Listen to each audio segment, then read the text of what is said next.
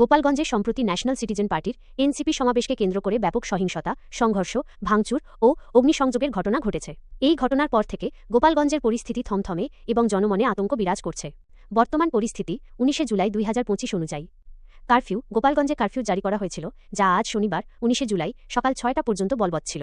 এরপর পরিস্থিতি বিবেচনা করে এটি শিথিল করা হতে পারে বা আবার জারি করা হতে পারে। তবে কিছু সূত্র মতে কারফিউ 14 ঘণ্টার জন্য শিথিল করা হয়েছে, আজ শনিবার সকাল 6টা থেকে রাত 8টা পর্যন্ত। আইনশৃঙ্খলা পরিস্থিতি নিয়ন্ত্রণে রাখতে পুলিশ, সেনাবাহিনী এবং বিজিবি মোতায়েন রয়েছে। যৌথ বাহিনী এবং পুলিশ নাশকতার ঘটনায় জড়িত সন্দেহে অনেককে গ্রেপ্তার করেছে।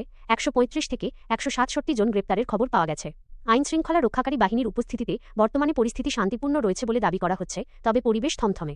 ক্ষয়ক্ষতি ও হতাহত সংঘর্ষে এ পর্যন্ত কমপক্ষে 5 জন নিহত হয়েছেন এবং প্রায় অর্ধশতাধিক লোক আহত হয়েছেন, যার মধ্যে পুলিশ সদস্য এবং সাংবাদিকও রয়েছেন।